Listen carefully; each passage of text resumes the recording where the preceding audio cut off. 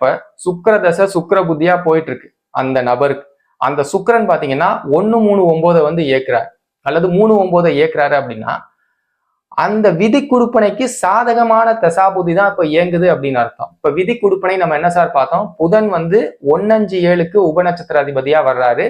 இயக்கக்கூடிய பாவங்களும் பாத்தீங்கன்னா 1-5-7 இருக்கு. அப்ப நிச்சயமா இவருக்கு காதல் திருமணத்துக்கு உண்டான கொடுப்பனை ரொம்ப நல்லா இருக்கு.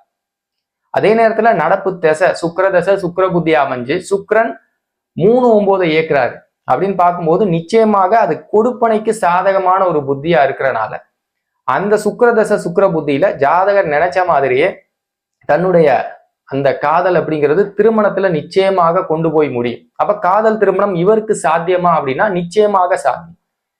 அப்ப இன்னொரு சிச்சுவேஷன் நம்ம எடுத்து பார்ப்போம். அதே புதன் தான் 1-5-7 வந்து இயக்குறாரு.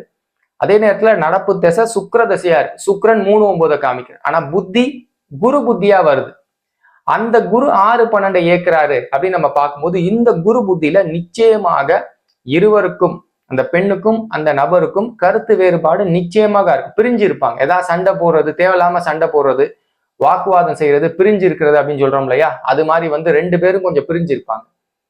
அந்த குரு புத்திக்கு அடுத்து வரக்கூடிய சனி புத்தி சுக்கிர தசையில சனி புத்தி வருது. சனி பாத்தீங்கன்னா 2-11 வந்து இயக்குது. ஏற்கனவே நம்ம என்ன சார் பார்த்தோம்? விதி குடுப்பனை ரீதியாக புதன் வந்து 1-5-7 இயக்குறார். இப்ப திசா ரீதியாக சுக்கிரன் வந்து 3-9 இயக்குறார்.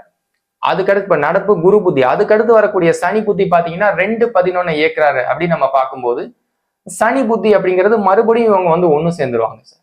இந்த குரு புத்தியில என்னதான் சண்டை போட்டாலும் பிரிஞ்சு இருந்தாலும் அடுத்து வரக்கூடிய சனி புத்தியில நிச்சயமாக 2 பேரும் ஒண்ணு சேர்ந்துருவாங்க.